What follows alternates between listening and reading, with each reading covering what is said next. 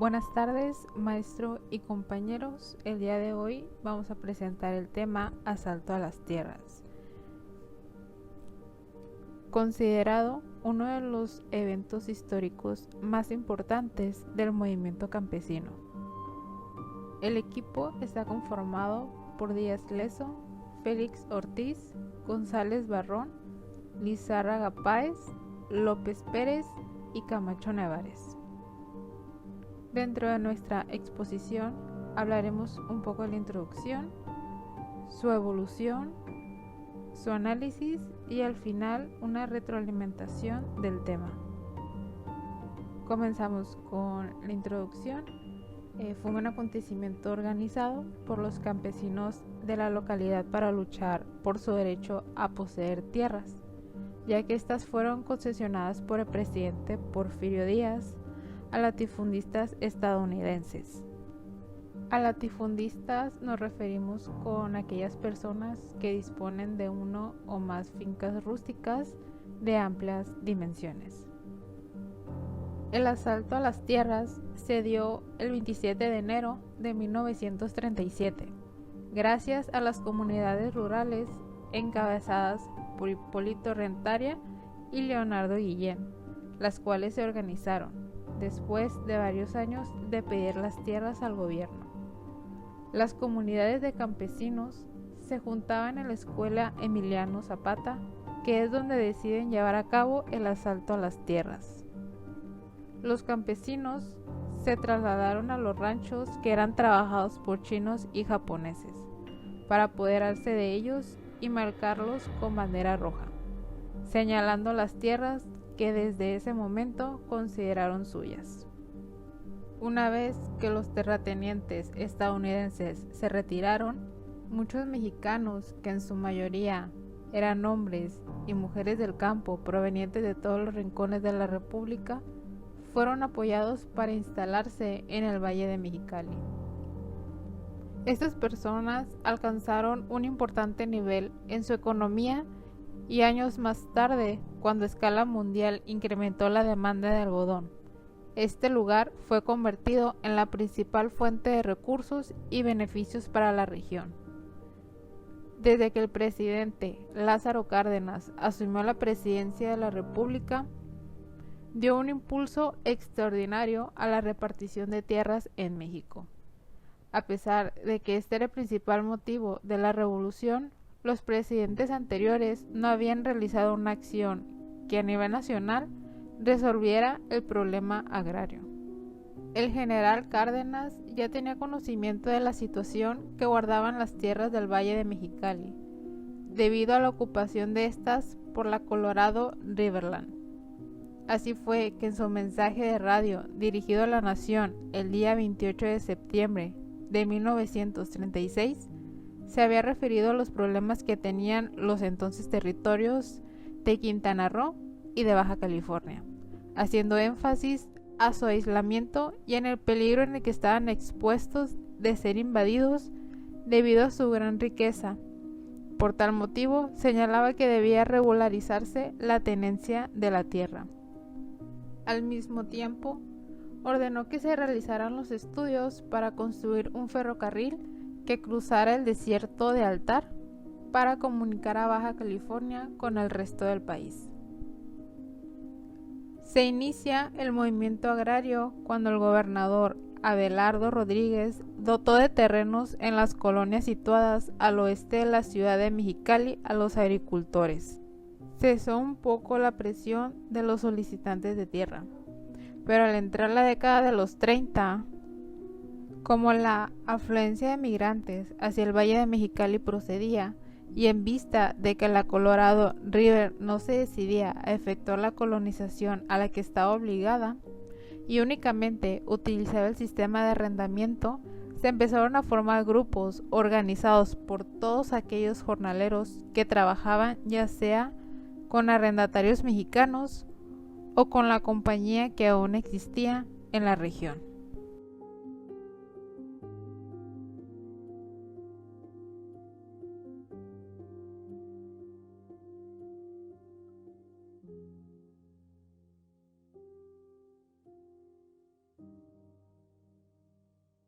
En 1930 se formó el primer Comité Ejecutivo Agrario en base a la Ley de 16 de enero de 1915.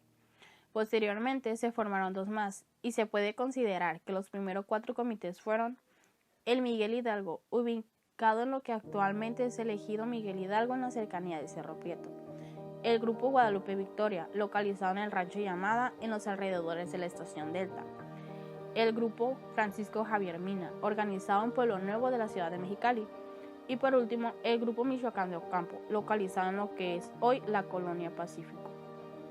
Continuando con la exposición, nos vamos al punto número 2, que es la evolución, la primera etapa del valle. Durante mucho tiempo, el Valle de Mexicali no fue sino una región más, desértica e inhóspita, habitada en los márgenes del río Colorado solo por indígenas Jucapá, que al desconocer la conformación geológica de toda la región y al no tener necesidad para ello, aprovechaban escasamente algunos de los escurrimientos del río para obtener los productos que, junto con los extraídos de la recolección, la pesca y la caza, les permitían subsistir en un estado primitivo de vida. En ese entonces lo podríamos llamar primera etapa de vida en el valle. La tenencia de la tierra era comunal, es decir, no existía la necesidad de ejercer la propiedad privada sobre ella. Sin embargo, el desconocimiento de las potencialidades productivas del Valle de Mexicali no fue solo por parte de los indígenas, pues a pesar de que la región fue descubierta por los españoles en 1570 en una expedición de Fernando de Alarcón, y a partir de entonces recorrida en diversas ocasiones por los portadores de la civilización y el conocimiento, no fue sino hasta 1849, cuando el doctor Oliver Meredith de Nueva Orleans, atraído por la fiebre del oro, descubrió que había una vasta región que se encontraba por debajo del nivel del río Colorado, elaborando un plan de irrigación de la cuenca desértica. Mientras tanto, el auge económico por parte del suroeste de Estados Unidos se estimuló a partir de dos cuestiones importantes: la fiebre del oro californiana y la anexión de dicha región a los Estados Unidos por medio del Tratado Guadalupe Hidalgo. El auge económico de la región, por otra parte, se tradujo en dos procesos contrastantes. El primero de ellos, la quiebra de los rancheros antes favorecidos por las leyes mexicanas y ahora golpeados por las leyes de los Estados Unidos, y la consolidación y crecimiento de dos grandes compañías norteamericanas acaparadoras de la tierra, que no conformes con despojar a los rancheros en quiebra, aprovecharon la coyuntura que daban las leyes de cesión y colonización de las áreas subpobladas del país, promulgadas de los gobiernos de Lerdo de Tejada y Juárez y exacerbadas por Porfirio Díaz, para apropiarse de grandes extensiones de tierra de la península de Baja California. De esta forma, al finalizar el siglo XIX, el 80% de la Baja California estaba en manos de algunos cuantos extranjeros. Sin embargo, la compañía inglesa, a quien se había sido cedida para su colonización la parte correspondiente al Valle de Mexicali, no cumplió con los convenios estipulados, y esto condujo al gobierno federal de México a ceder los derechos y una nueva compañía que solicitaba tales tierras para colonizarlas. Esta se trataba de la Compañía Mexicana Industrial y Colonizadora de Terrenos del Río Colorado, presidida por don Guillermo Andrade, quien adquirió los derechos por 300,000 hectáreas correspondientes a los márgenes del río Colorado en Baja California. Por otra parte, en los Estados Unidos se había formado la Compañía de Desarrollo de California, la cual, aprovechando los estudios y proyectos nunca concretizados por la otra compañía, se proponía explotar la región del Valle Imperial. Sin embargo, al realizar sus estudios geológicos en la región, se dieron cuenta que la única forma de aprovechar las aguas del río era construyendo frente del canal de Yuma, que descendiera en paralelo al río hasta internarse en territorio mexicano para desviarse posteriormente 40 kilómetros hacia el oeste y retomar nuevamente a los Estados Unidos, esquivando de esta forma las dunas situadas al oeste del río Colorado, cerca de Yuma.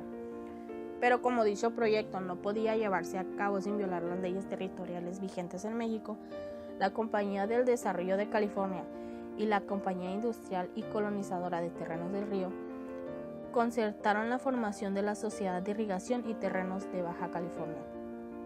Por otra parte, Viendo las grandes perspectivas del desarrollo agrícola del Valle de Mexicali, el 11 de noviembre de 1902 se formó la compañía Colorado River Land Company, la cual, por el precio de $173,000, compró a don Guillermo Andrade toda su propiedad raíz con sus derechos y posteriormente adquirió también sus acciones de la Sociedad de Irrigación y Terrenos de Baja California, construyéndose de esta forma propietaria casi absoluta del Valle de Mexicali. A continuación me tocará hablarles de la historia de la famosa empresa Riverland Company, que más que nada es probablemente a lo que hoy en día es Mexicali. Todo empieza en 1877, cuando Guillermo Andrade recibe del gobierno porfirista la concesión de 305,000 hectáreas del delta del río Colorado, con el compromiso de poblar y hacer productiva la región. Sin embargo, a fines del siglo, los proyectos de colonización de Andrade habían fracasado y la región seguía siendo un desierto improductivo. Mientras tanto, en el lado norteamericano se había formado una compañía que pretendía irrigar las tierras del Valle Imperial, trayendo agua desde el río Colorado. El inicio de las obras de irrigación, aprovechando el río Álamo, que corría por territorio mexicano, hizo pensar a algunos inversionistas norteamericanos en la posibilidad de adquirir tierras mexicanas, sobre todo a partir de que se firmó un tratado entre México y Estados Unidos, mediante el cual la mitad de aguas que corrían por el canal Álamo serían para nuestro país. Fue así como en San Francisco, California, el 11 de noviembre de 1902, se formó la Colorado Riverland Company. Y en 1904, por el precio de $173,000, compró a Guillermo Andrade los derechos sobre sus tierras del delta del río. De esta manera, una compañía de origen extranjero se apoderó de casi todo el Valle Mexicali.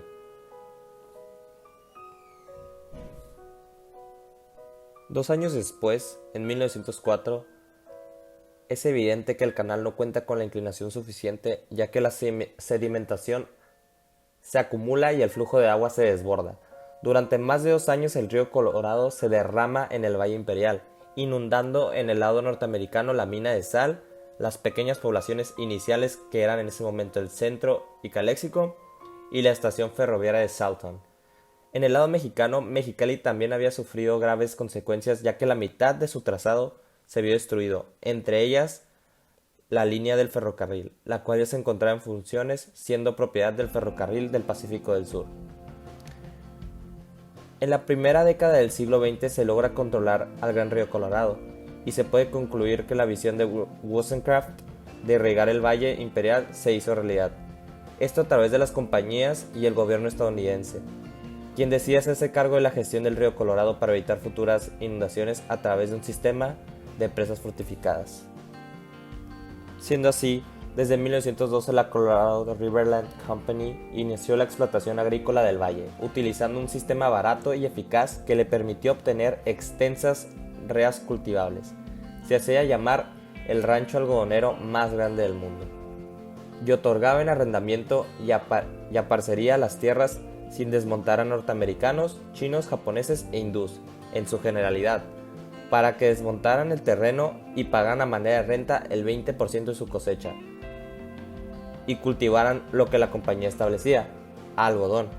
Además, la Colorado ejercía malos tratos y vejaciones contra jornaleros, solamente en las raras ocasiones en que existía relación con trabajadores mexicanos. La Colorado era dueña del valle y negaba a los mexicanos el derecho a poseer una parcela, para evitar que crearan derechos. Además, tenía su propia guardia de seguridad, para proteger sus intereses. Estos hombres sembraron el terror entre la población durante muchos años, pues fueron capaces de todo con tal de defender a la compañía. Tal situación generó la inconformidad de los campesinos, sobre todo a partir de la formulación de las leyes agrarias de 1915 y 1917. La actitud despótica de la Colorado River hizo que la rebelión campesina surgiera casi desde el momento en que surgió la compañía. Siguiendo la historia de esta, En 1928 se autorizaron dos proyectos importantes para evitar futuras inundaciones. En primer lugar, se construyó un canal dentro de la frontera internacional, el bien llamado Canal Todo Americano. Este evitaría la construcción de otro canal en territorio mexicano. En segundo lugar, se establecieron ranchos de chinos, japoneses, hindúes y mexicanos para consolidar el imperio agrícola en los dos lados de la frontera. Esto fue posible cuando se terminó de construir la presa Hoover, ya que controló el flujo del río Colorado, haciendo posible el cultivo en terrenos que antes se inundaban. Ubicados en la parte sur, los primeros 30 años de la ciudad corresponden al periodo en que se encontraba integrada la economía del estado de California en Estados Unidos y aislada del resto de México. La Colorado Riverland Company siguió teniendo mucho trabajo a inicios del siglo XX, y como la inmigración proveniente del interior de México continuó, aumentó la presión de campesinos nacionales solicitando tierras para cultivo. En el año de 1930, los campesinos residentes en Estación, Sesbania y Álamo Mucho, conocidos actualmente como Ejidos Cuernavaca e Islas Agrarias, iniciaron una lucha para ser dotados de tierra que la Colorado Riverland Company poseía, obteniendo como única respuesta el arresto y el envío a las Islas Marías de una de sus más destacadas integrantes, doña Felipa Velázquez, viuda de Arellano.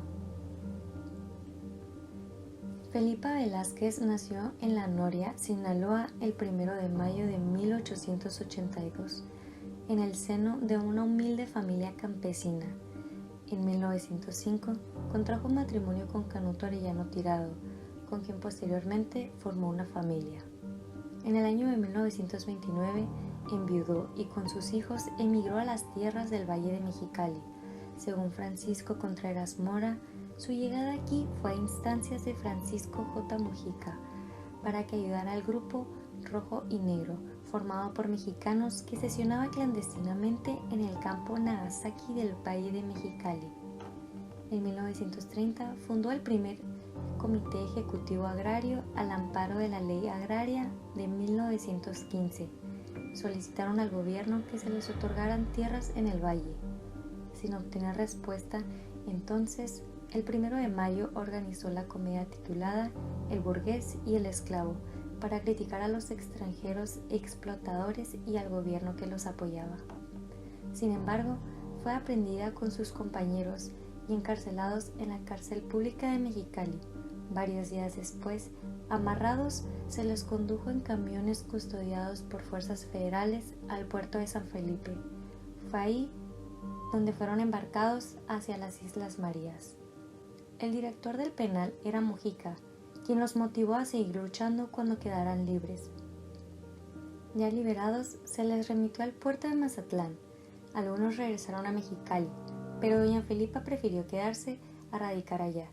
No volvió a estas tierras sino hasta el año de 1946, cuando obtuvo su pasaporte en Calexico.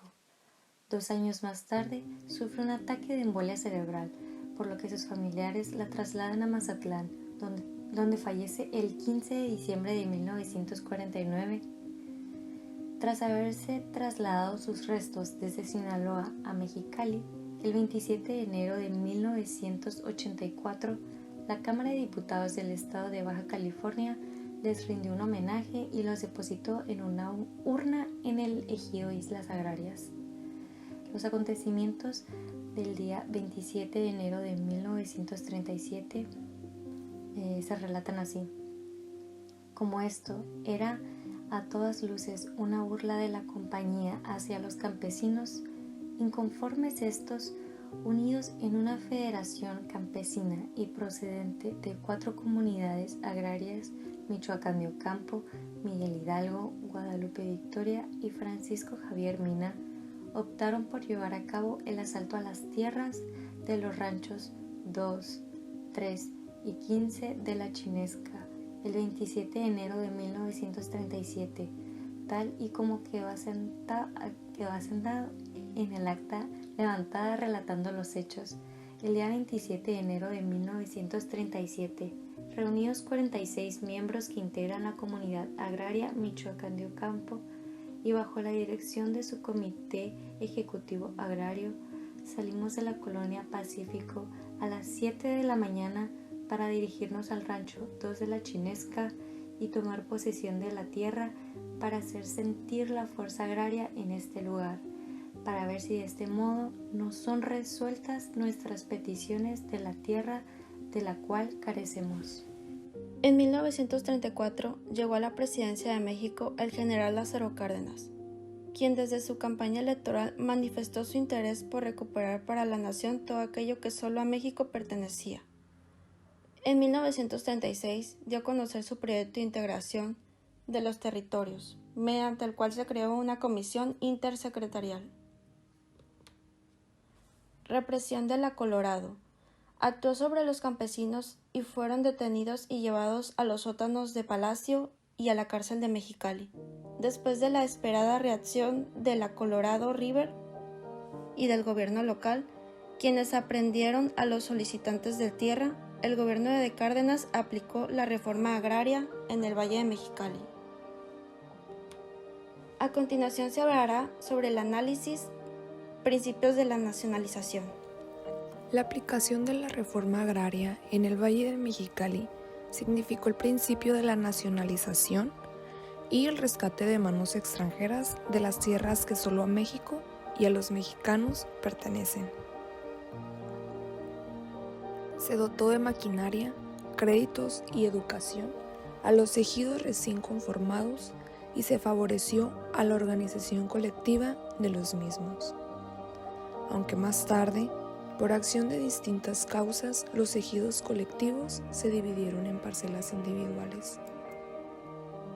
Y para finalizar, como una retroalimentación, podemos decir que el asalto a las tierras fue un acontecimiento organizado por los campesinos de la localidad para luchar por su derecho a poseer tierras, ya que éstas fueron concesionadas por el presidente Porfirio Díaz a estadounidenses.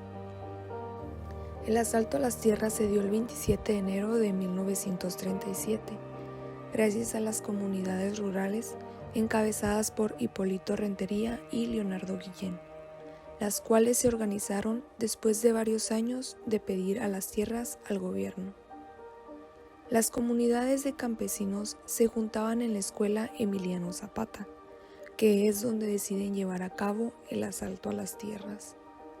Los campesinos se trasladaron a los ranchos que eran trabajados por chinos y japoneses, para apoderarse de ellos y marcarlos con bandera roja, señalando las tierras que desde ese momento consideraron suyas.